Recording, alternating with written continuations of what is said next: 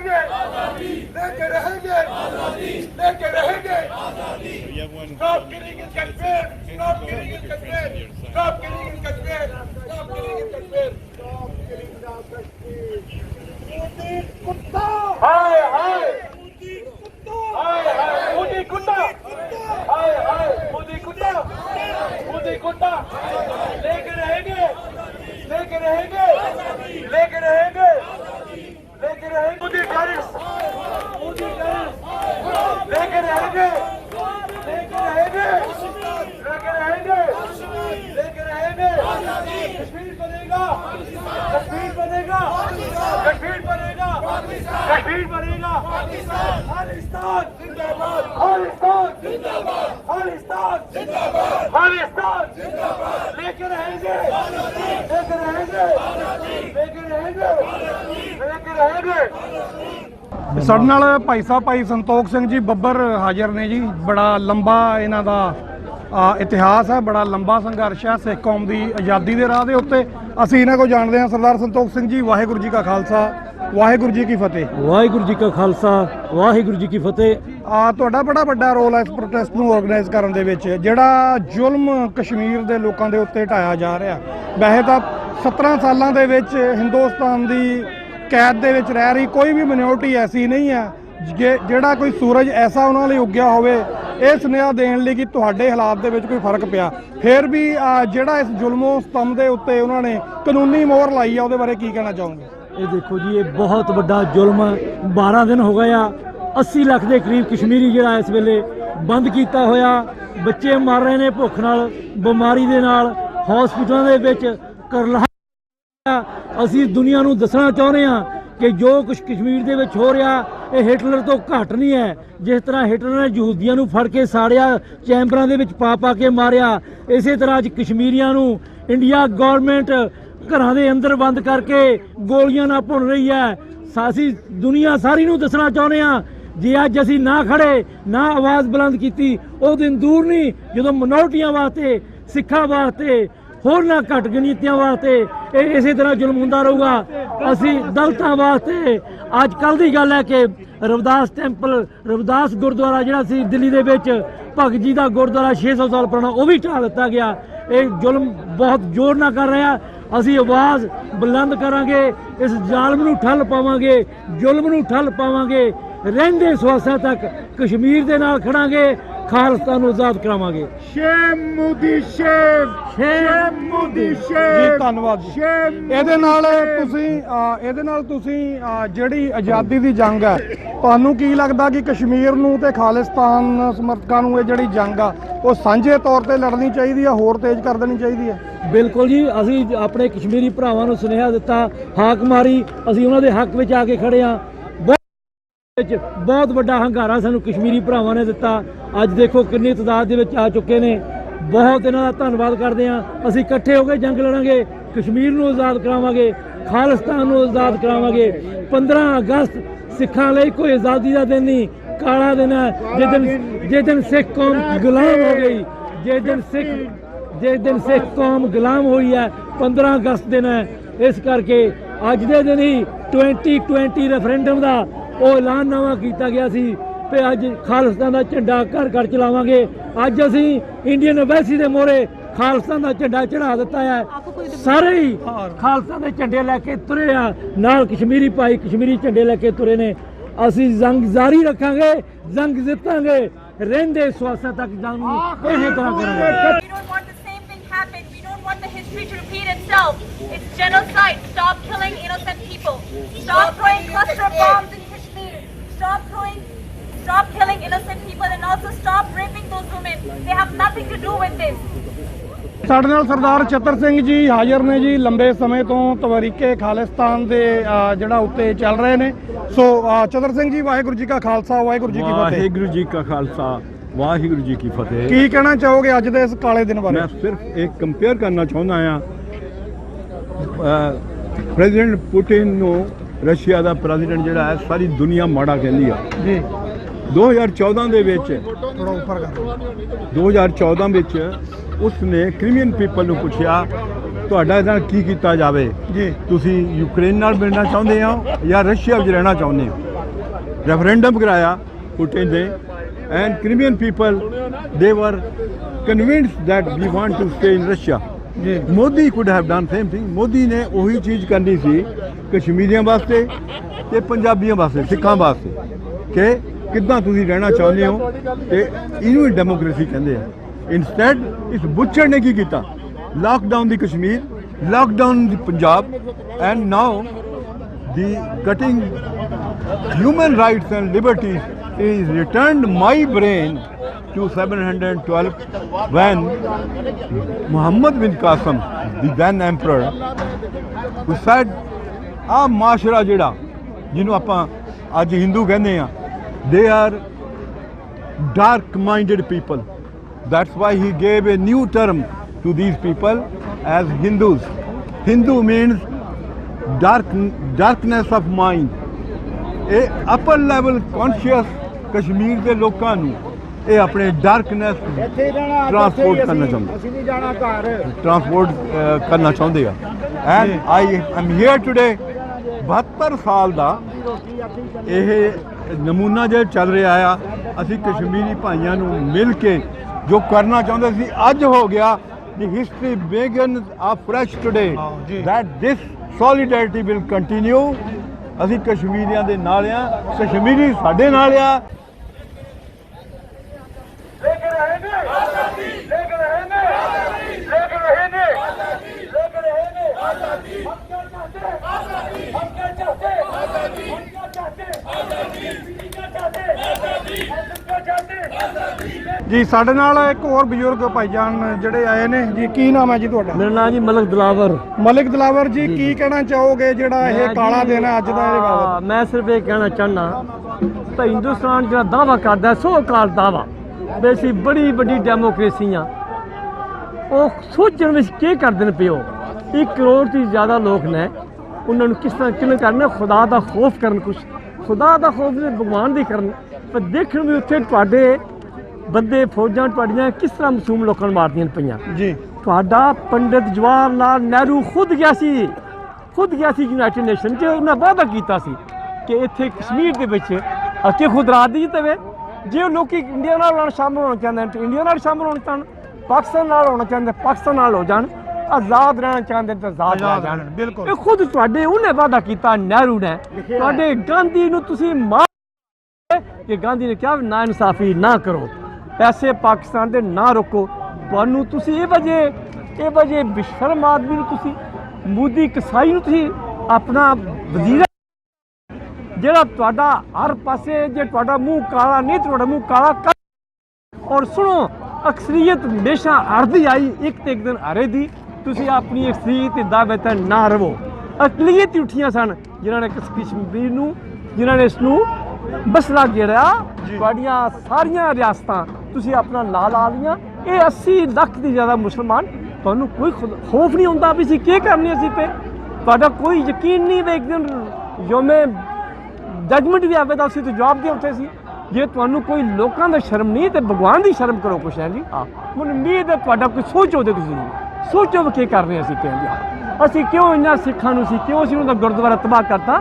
ਲੋਕਾਂ ਦੀ ਇਬਾਦਤ ਗਾਹਾਂ ਦੀਆਂ ਹਕੂਮਤਾਂ ਹਿਫਾਜ਼ਤ ਕਰਦੀਆਂ ਨੇ। ਇੰਦਰਾ ਗਾਂਧੀ, ਪੰਡਿਤ ਜਵਾਹਰ ਲਾਲ ਨਹਿਰੂ ਦੀ ਬੇਟੀ ਚੜ੍ਹ ਦੌੜੀ ਫੌਜਾਂ ਲੈ ਕੇ ਮਾਸੂਮ ਲੋਕਾਂ ਦੇ ਅਗੇਂਸਟ। ਸ਼ਰਮ ਕਰੋ, ਕੁਛ ਸ਼ਰਮ ਕਰੋ please. How are you sleeping at night knowing people are killing children? Just because it's your country? That doesn't matter. Just because it's your country, you're sleeping at night knowing they're killing children? How can you sleep at night? Children, little women, what if it was your children? How can you sleep at night? They're little children. Just because it's your country, you're supporting it? Doesn't even matter. How are you killing children? How are you supporting that? Ils sont en train de tuer des enfants et vous êtes en train de dormir chez vous en paix. Vous êtes en train de supporter quelqu'un qui est en train de terroriste. Vous supportez un terroriste, c'est tout. That's all he is. He's a terrorist. And you're not even thinking about it. Those are little kids. They don't have food. They don't have a place to sit anymore. They don't even have parents anymore because of you. And you're sleeping at night, not even doing anything? Why exactly? What if it was your children? What if it was children from India? What if it was children from anywhere else? Wouldn't that matter to you? Those are little kids that you're killing.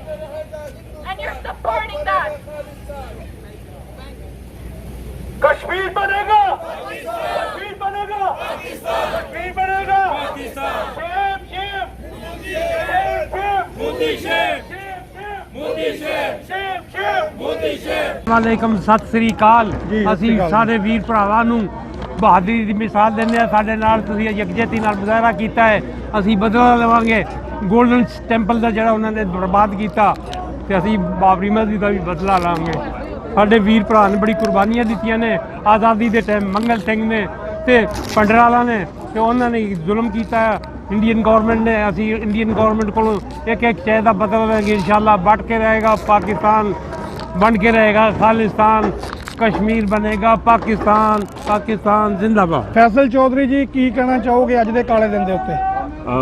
Bus sir ਅਸੀਂ ਇਸੇ ਤਰ੍ਹਾਂ ਬਈ peacefully gather ਹੋਏ ਹਾਂ ਇੱਥੇ Ottawa Indian embassy ਦੇ ਮੂਹਰੇ। ਤੇ ਅਸੀਂ ਇਹ ਦੱਸਣਾ ਚਾਹੁੰਦੇ ਹਾਂ ਪੂਰੀ ਦੁਨੀਆ ਨੂੰ ਕਿ ਅਸੀਂ ਪੀਸਫੁਲ ਲੋਕ ਹੈਗੇ ਹਾਂ ਔਰ ਅਸੀਂ ਪੀਸਫੁਲੀ ਕਸ਼ਮੀਰ ਦਾ ਰੈਜ਼ੋਲੂਸ਼ਨ ਚਾਹੁੰਦੇ ਹਾਂ। ਲੇਕਿਨ ਅਗਰ ਇੰਡੀਅਨ ਫੌਜ ਔਰ ਇੰਡੀਅਨ ਆਰਐਸਐਸ ਦੀ ਹਕੂਮਤ ਜਿਹੜੀ ਹੈ ਹਿੰਦੂਤਵਾ ਦਾ ਲਕਾਬ ਲੈ ਕੇ ਕਸ਼ਮੀਰ ਦੇ ਉੱਤੇ ਔਰ ਉਹਨਾਂ ਲੋਕਾਂ ਦੇ ਉੱਤੇ ਬੂਟਾਂ ਸਮੇਤ ਚੜੇਗੀ ਤਾਂ ਫਿਰ ਉਹ ਉਹਨੂੰ ਸਿਵਲ ਵਾਰ ਦੇ ਅੰਦਰ ਟਰਾਂਸਫਾਰਮ ਕਰ ਦੇਗੀ ਉਸ ਸਾਰੀ ਮੂਵਮੈਂਟ ਨੂੰ।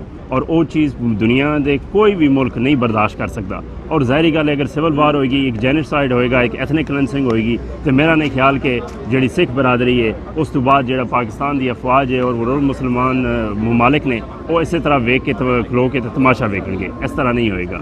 ਤੇ ਅਸੀਂ ਚਾਹੁੰਦੇ ਹਾਂ ਕਿ ਇੱਕ ਪੀਸਫੁਲ ਰੈਜ਼ੋਲੂਸ਼ਨ ਹੋਵੇ, ਕਸ਼ਮੀਰ ਇੰਡੀਪੈਂਡੈਂਟ ਹੋ ਜਾਏ। ਹਰ ਬੰਦੇ ਨੂੰ ਹੱਕੇ ਇਰਾਦੀਅਤ ਦਾ ਉਹਦੇ ਕੋਲ ਰਾਈਟ ਹੈ ਕਿ ਉਹ ਚੂਜ਼ ਕਰੇ ਕਿ ਉਹ ਕਿਸ ਮੁਲਕ ਦੇ ਨਾਲ ਰਹਿਣਾ ਚਾਹੁੰਦਾ ਹੈ, ਕਿਸ ਮੁਲਕ ਦੇ ਨਾਲ ਨਹੀਂ ਰਹਿਣਾ ਚਾਹੁੰਦਾ। ਔਰ ਇਹ ਸਾਰੀ ਤਾਂਦਲੀ ਜਿਹੜੀ ਹੈ ਉਹ 70 ਸਾਲ ਹੋ ਗਏ ਨੇ, ਉਹਨਾਂ ਨੂੰ ਉਹ ਰਾਈਟ ਲੱਭਿਆ ਹੀ ਨਹੀਂ ਹੈ ਸ਼ੁਰੂ ਤੋਂ। ਔਰ ਨਹਿਰੂ ਨੇ ਵੀ ਇਸ ਗੱਲ ਤੇ ਐਗਰੀ ਕੀਤਾ ਸੀ। ਹੁਣ ਉਹ ਲੋਕ ਝੂਠ ਫੈਲਾਉਂਦੇ ਨੇ ਜਿਹੜੇ ਕਹਿੰਦੇ ਨੇ ਕਿ ਨਹੀਂ ਇਹ ਕਸ਼ਮੀਰ ਜਿਹੜਾ ਹੈ ਉਹ ਇੰਡੀਆ ਦਾ ਅਟੂਟ ਅੰਗ ਹੈ। ਅਟੂਟ ਅੰਗ ਨਹੀਂ ਹੈ ਜੀ। ਉਹ ਉਸ ਸ਼ਿਮਲਾ ਮੁਆਹਦੇ ਨੂੰ ਔਰ ਯੂਨਾਈਟਿਡ ਨੇਸ਼ਨ ਦੇ ਰੈਜ਼ੋਲੂਸ਼ਨ ਨੂੰ ਤੁਸੀਂ ਪੜ੍ਹੋ ਤਾਂ ਤੁਹਾਨੂੰ ਪਤਾ ਲੱਗੇਗਾ ਕਿ ਰਾਈਟ ਟੂ ਸੈਲਫ ਡਿਟਰਮੀਨੇਸ਼ਨ ਹੈਗਾ ਉਹਦੇ ਅੰਦਰ। ਔਰ ਜਿਸ ਵਕਤ ਤੱਕ ਅਸੀਂ ਉਹਨੂੰ ਤਸਲੀਮ ਨਹੀਂ ਕਰਾਂਗੇ ਉਹ ਅਸੀਂ ਸਿਰਫ ਔਰ ਸਿਰਫ ਮਜ਼ੀਦ ਨਫ਼ਰਤਾਂ ਫੈਲਾ ਰਹੇ ਹਾਂ ਔਰ ਵਾਇਲੈਂਸ ਨੂੰ ਅਸੀਂ ਤਰਵੀਜ ਦੇ ਰਹੇ ਹਾਂ। ਤੇ ਇਹ ਚੀਜ਼ ਜਿਹੜੀ ਹੈ ਕਿਸੇ ਵਾਸਤੇ ਵੀ ਕਾਬਲੇ ਕਬੂਲ ਨਹੀਂ ਹੈਗੀ। ਤੇ ਉਮੀਦ ਹੈ ਇਹ ਦੁਨੀਆ ਇਸ ਪੈਗਾਮ ਨੂੰ ਸੁਣੇਗੀ ਔਰ ਕਸ਼ਮੀਰ ਦੀ ਆਵਾਜ਼ ਨਾਲ ਆਵਾਜ਼ ਮਿਲਾਏਗੀ। ਇੱਕ ਹਿਊਮੈਨਿਟੇਰੀਅਨ ਇਸ਼ੂ ਹੈਗਾ, ਇੱਕ ਹਿਊਮੈਨਿਟੇਰੀਅਨ ਕ੍ਰਾਈਸਿਸ ਹੈਗਾ। ਤੇ ਪਲੀਜ਼ ਆਪਣੇ ਹਰ ਹਲਕੇ ਦੇ ਅੰਦਰ MP ਦੇ ਨਾਲ, ਆਪਣੀ ਗਵਰਨਮੈਂਟ ਦੇ ਅੰਦਰ, ਦੁਨੀਆ ਦੇ ਕਿਸੇ ਮੁਲਕ ਦੇ ਅੰਦਰ ਤੁਸੀਂ ਸਾਨੂੰ ਸੁਣ ਰਹੇ ਹੋ ਤਾਂ ਪਲੀਜ਼ ਆਪਣੇ ਪੋਲੀਟਿਕਲੀ ਔਰ ਸੋਸ਼ਲੀ ਇਸ ਇਸ਼ੂ ਨੂੰ ਇੰਗੇਜ ਕਰੋ। ਧੰਨਵਾਦ ਜੀ।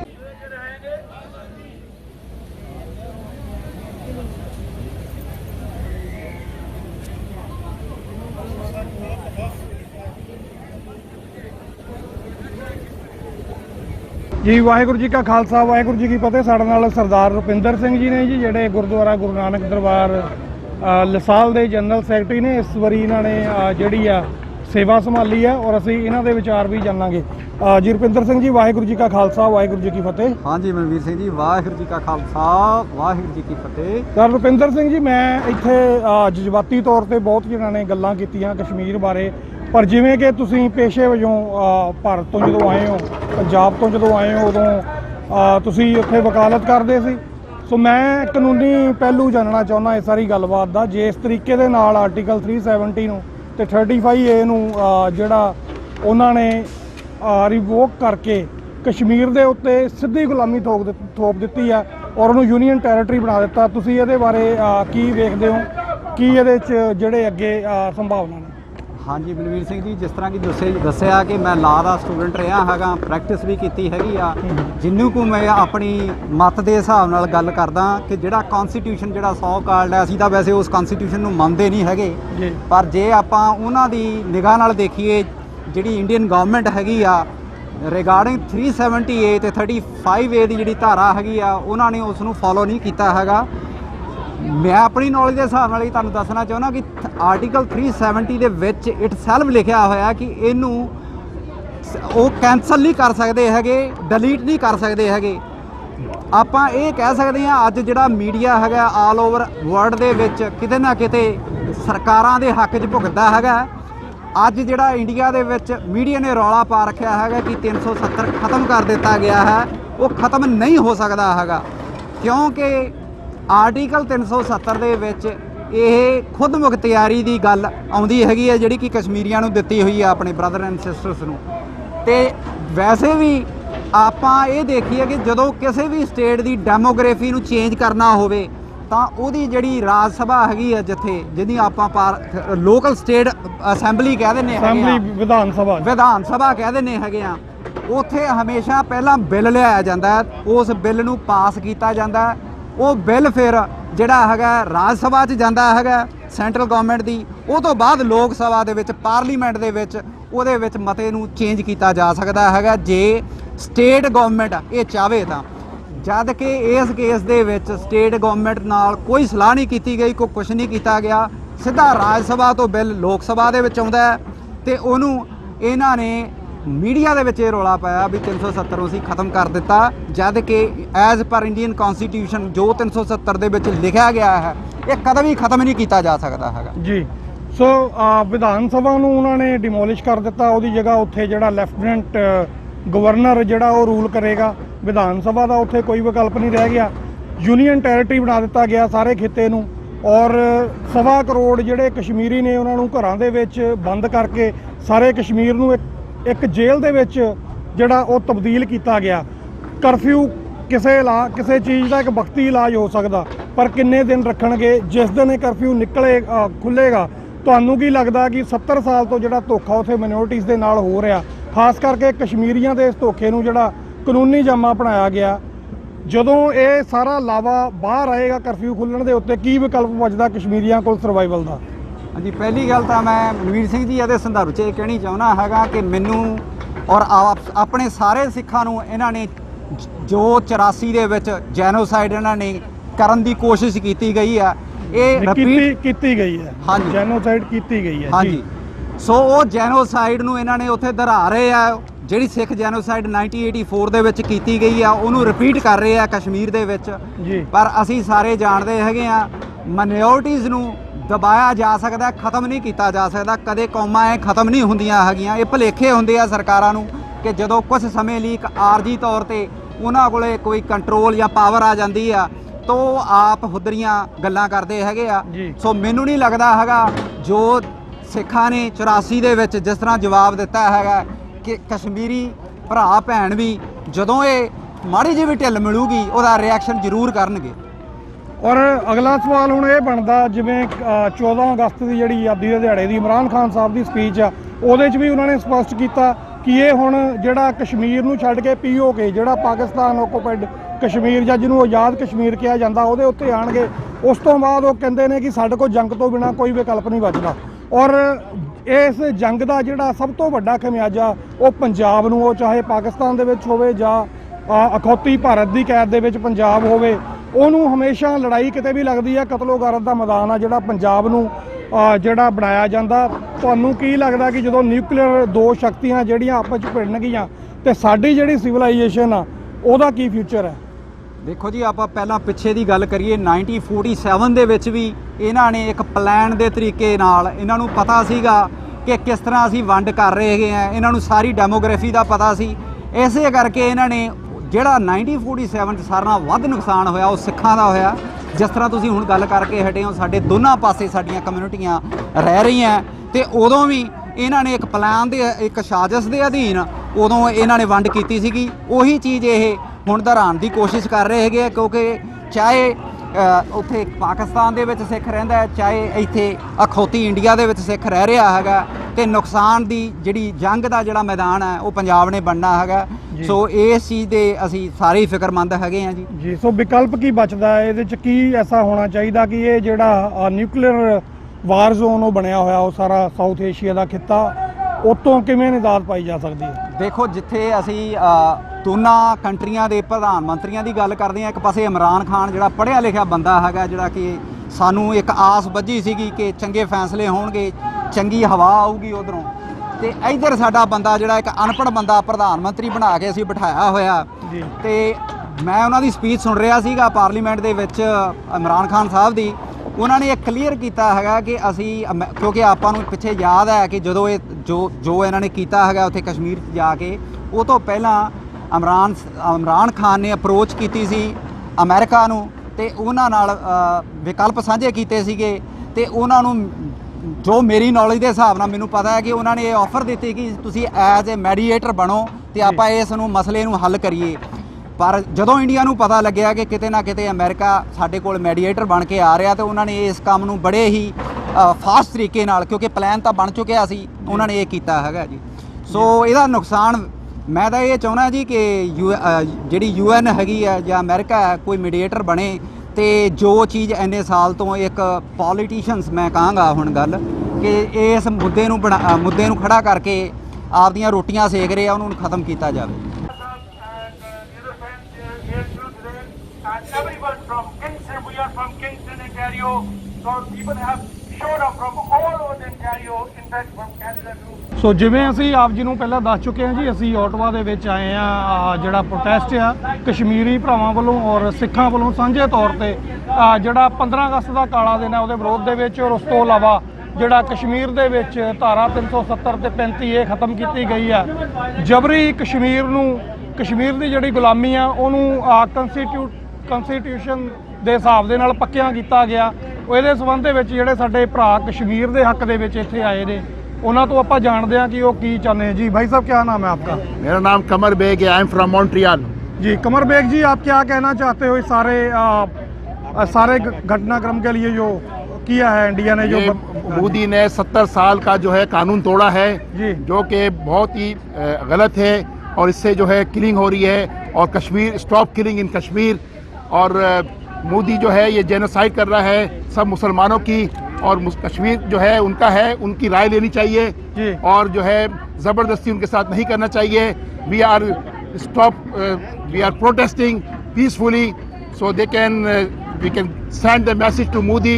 They can stop genocide for the Muslim and the Kashmiri people. जी. They are very nice people. 70 years they are living there, and India have to respect the UN law, and they broke the law after 70 years, and that's why we are here to protesting and stop killing in Kashmir. Kashmir के अलावा 30 करोड़ मुसलमान जो हैं वो बाकी सारे India की गुलामी है, उनसे क्या कहना चाहते हैं आप? अगर मोदी ने इस तरह से किया तो फिर हर कौम खड़ी हो जाएगी, सिख लोग भी खड़े हो जाएंगे। आसाम में भी प्रॉब्लम है, they have to respect all the religion, and now they are killing Muslim people also. When they see somebody is alone, they are killing, and they are not good for all the people in India. 70 साल से ये जो कत्लो गारत हो रही है India भर में, चाहे वो कश्मीर हो, चाहे पंजाब हो, चाहे वो कहीं भी मुसलमान बसता हो इंडिया में, उसके अलावा जो 7 सिस्टर स्टेट्स हैं जो चाइना के साथ उनके बॉर्डर लगते हैं वहाँ भी, और उसके अलावा जो माओवादी हैं तकरीबन 6-7 स्टेट्स में, वो भी अपनी स्ट्रगल कर रहे हैं अपनी फ्रीडम के लिए। तो आपको क्या लगता है कि 70 साल से ये जो कत्लो गारत चल रही है, इसका अंजाम क्या होगा? ये कहाँ पे ख़त्म होगी? अब मोदी और इंडिया की गवर्नमेंट इसको नहीं रोक सकती, क्योंकि ये अब जब खून बह जाता है तो उसका ज़रूर असर होता है।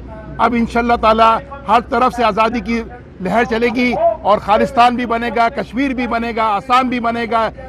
ये पैगाम नरेंद्र मोदी वास्ते और RSS वास्ते, तेरे नारे के बदले तुझे हम नारा देंगे, तेरे नारे के बदले तुझे हम नारा देंगे, तेरे बारूद के बदले तुझे हम अंगारा देंगे।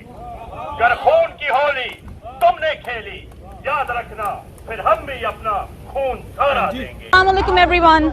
We're all gathered here to protest and advocate and condemn against the atrocity and genocide that has been happening in Kashmir for the past 72 years.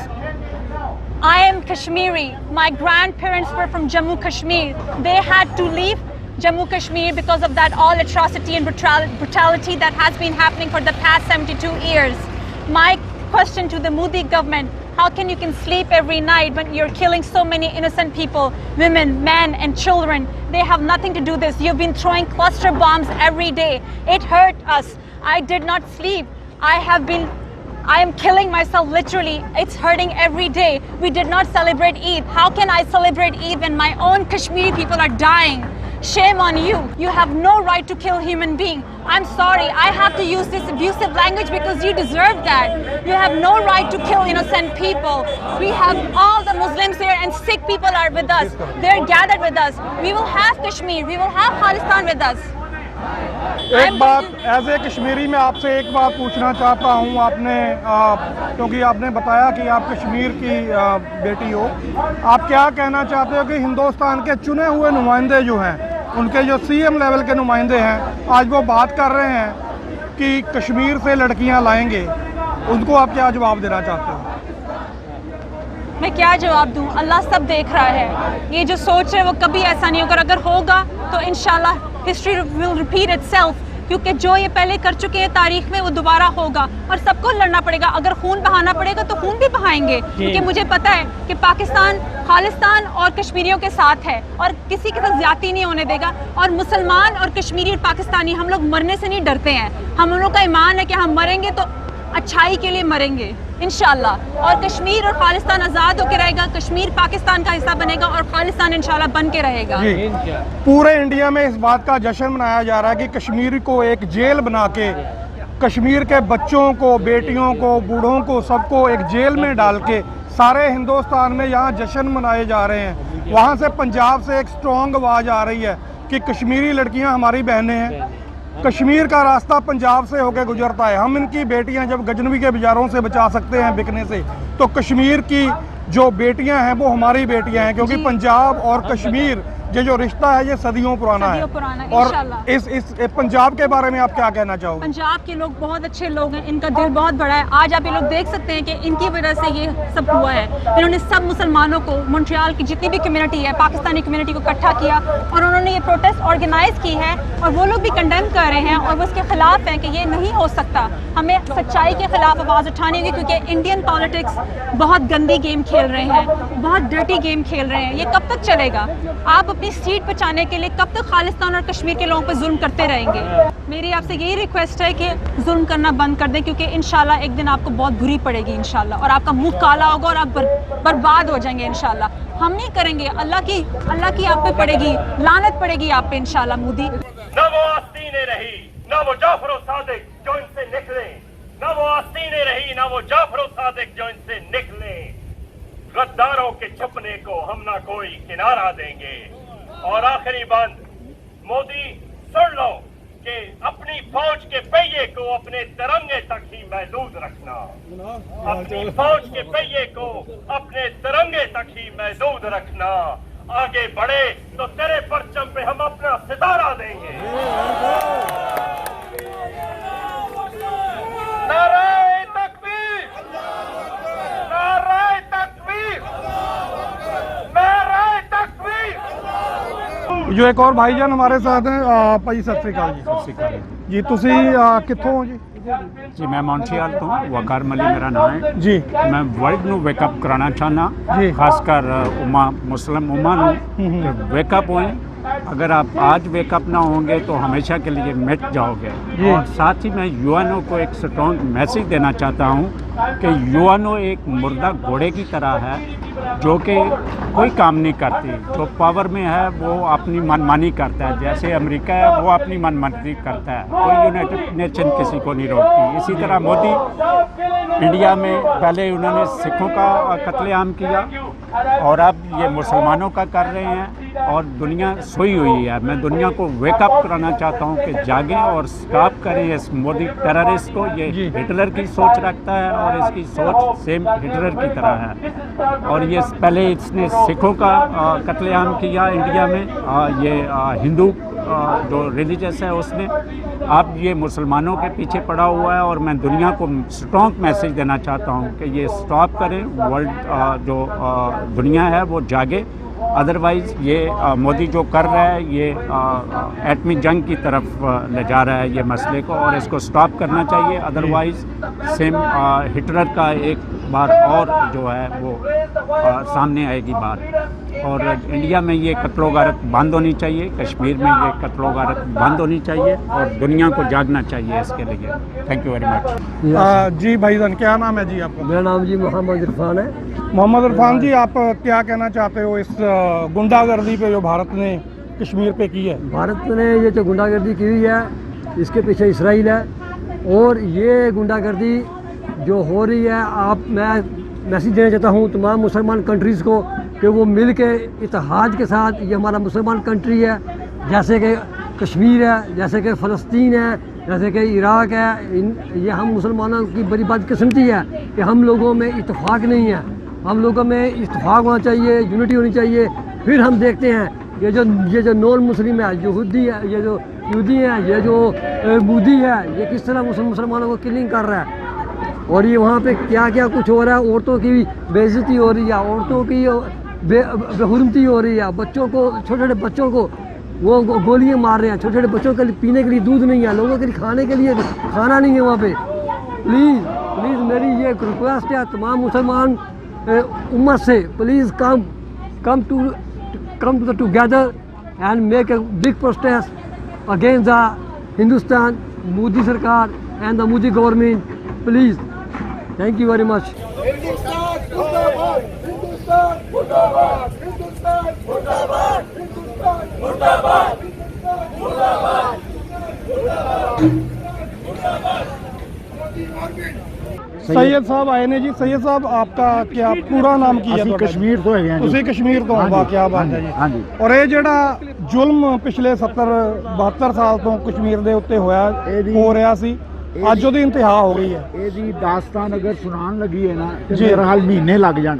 ਜਦੋਂ ਦਾ ਮੋਦੀ ਨੇ ਤੰਗ ਕੀਤਾ ਹੈ, ਜਦੋਂ ਦਾ ਹਿੰਦੁਸਤਾਨ ਦੀ ਹਕੂਮਤ ਨੇ ਕਸ਼ਮੀਰੀਆਂ ਨੂੰ ਤੰਗ ਕੀਤਾ ਹੈ, ਖਾਲਿਸਤਾਨ ਦੇ ਵਿੱਚ ਤੰਗ ਕੀਤਾ ਹੈ, ਅਗਰ ਇਹ ਸਾਰੇ ਇਕੱਠੇ ਹੋ ਕੇ ਅਲੱਗ-ਅਲੱਗ ਟੁਕੜੇ ਹੋ ਗਏ ਤੇ ਇਹਨੂੰ ਪਤਾ ਲੱਗ ਜਾਏਗਾ ਕਿ ਮੇਰੇ ਨਾਲ ਹੋਇਆ ਕੀ ਹੈ। ਮੋਦੀ ਨੂੰ ਚਾਹ ਵੇਚਣ ਵਾਲਾ ਸੀ ਤੇ ਹਕੂਮਤ ਤੇ ਬਹਿ ਗਿਆ। ਬਹਰਹਾਲ ਮੈਂ ਕਹਾਂਗਾ ਕਿ ਜਦੋਂ ਕਸ਼ਮੀਰ ਦੇ ਵਿੱਚ ਸਾਰਾ ਕਲੋਜ਼ ਅਪ ਕੀਤਾ ਹੈ, ਸਾਰਾ ਕਰਫਿਊ ਲਗਾਇਆ ਹੈ, ਉਹਦੇ ਵਿੱਚ ਨਾ ਦੁੱਧ ਹੈ, ਨਾ ਖਾਣਾ ਹੈ, ਨਾ ਪੀਣਾ ਹੈ। ਉਹ ਲੋਕ 10-11 ਦਿਨ ਤੋਂ ਭੁੱਖੇ ਬੈਠੇ ਨੇ। ਲੇਕਿਨ ਮੈਂ ਹਿਊਮਨ ਰਾਈਟਸ ਦੇ ਜਿਹੜੇ ਵੱਡੇ ਗੁਰੂ ਨੇ ਉਹਨਾਂ ਨੂੰ ਇਹ ਦੱਸਣਾ ਚਾਹੁੰਦਾ ਕਿ ਇਹ ਵਾਇਲੇਸ਼ਨ ਨਹੀਂ ਹੈਗੀ, ਕਿ ਉਹਨੇ ਜੋ ਕੁਝ ਕੀਤਾ ਹੈ ਉਹਦੇ ਉੱਤੇ ਕੋਈ ਯੂਐਨਓ ਨਹੀਂ ਬੋਲ ਰਿਹਾ, ਕੋਈ ਦੂਸਰਾ ਨਹੀਂ ਬੋਲ ਰਿਹਾ, ਯੂਰਪ ਵਾਲੇ ਨਹੀਂ ਬੋਲ ਰਹੇ, ਜਿਹੜੇ ਆਪਣਾ ਸਾਡੇ ਅਰਬ ਹੈਗੇ ਨੇ ਉਹ ਨਹੀਂ ਬੋਲ ਰਹੇ, ਕੋਈ ਦੁਨੀਆ ਵਿੱਚ ਸਾਰੇ ਜੋ ਕੁਛ ਉੱਥੇ ਹੋ ਰਿਹਾ, ਔਰਤਾਂ ਦੀ ਇੱਜ਼ਤ ਲੁੱਟੀ ਜਾ ਰਹੀ ਹੈ, ਬੱਚਿਆਂ ਨਾਲ ਰੇਪ ਹੋ ਰਿਹਾ ਹੈ। ਹਾਂਜੀ, ਇਹਨਾਂ ਨੂੰ ਨਜ਼ਰ ਨਹੀਂ ਆ ਰਿਹਾ ਹਿਊਮਨ ਰਾਈਟਸ ਵਾਲਿਆਂ ਨੂੰ। ਇਹ ਸਾਰੇ ਸੌਂਗੇ ਹੋਏ ਨੇ। ਇਹਨਾਂ ਲੋਕਾਂ ਨੂੰ ਕਿਸ ਤਰ੍ਹਾਂ ਜਗਾਇਆ ਜਾਏਗਾ? ਜਦੋਂ ਇਹਨਾਂ ਨਾਲ ਫਿਰ ਡਬਲ ਜ਼ੁਲਮ ਹੋਏਗਾ ਉਦੋਂ ਇਹ ਜਾਗਣਗੇ। ਅਸੀਂ ਇਹ ਕਹਿੰਦੇ ਹਾਂ ਕਿ ਜੋ ਕੁਛ ਵੀ ਇਹ ਸਰਕਾਰ ਹਿੰਦੂ ਕਰ ਰਹੇ ਨੇ ਉੱਥੇ, ਉਹਨੂੰ ਬੰਦ ਕੀਤਾ ਜਾਵੇ ਔਰ ਕਸ਼ਮੀਰ ਨੂੰ ਓਪਨ ਕੀਤਾ ਜਾਵੇ ਔਰ ਉਹਨੂੰ ਖੋਲ੍ਹਿਆ ਜਾਵੇ ਤਾਂ ਕਿ ਉਹ ਲੋਕ ਆਪਣਾ ਰੋਟੀ ਪਾਣੀ ਚਲਾਇਆ ਜਾਵੇ। ਦੁਨੀਆ ਵਿੱਚ ਸਾਰੀ ਵਿੱਚ ਹੁੰਦੇ ਨੇ, ਕਰਫਿਊ ਲੱਗਦੇ ਨੇ, ਸਭ ਕੁਝ ਹੁੰਦੇ ਨੇ। 2 ਦਿਨ ਬਾਅਦ ਕਰਫਿਊ ਖੋਲ੍ਹਿਆ ਜਾਂਦਾ ਹੈ ਤਾਂ ਕਿ ਉਹ ਰੋਟੀ ਪਾਣੀ ਲੈ ਲੈਣ, ਚਲਾਣ, ਖਾਣ ਪੀਣ। ਲੇਕਿਨ ਇੱਥੇ ਅੱਜ 11 ਦਿਨ ਇਹ ਕਹਿੰਦੇ ਪਏ ਨੇ। ਮੈਂ ਕੈਨੇਡਾ ਦੇ ਜਿਹੜੇ ਟਰੂਡੋ ਸਾਹਿਬ ਨੇ ਉਹਨਾਂ ਨੂੰ ਵੀ ਅਪੀਲ ਕਰਾਂਗਾ ਕਿ ਹਿਊਮਨ ਰਾਈਟਸ ਵਾਲਿਆਂ ਨੂੰ ਕਹਿਣ ਕਿ ਇਹ ਕੀ ਕਰ ਰਹੇ ਨੇ ਸਾਡੇ ਨਾਲ, ਪਲੀਜ਼ ਸਾਡੀ ਮਦਦ ਕਰਨ।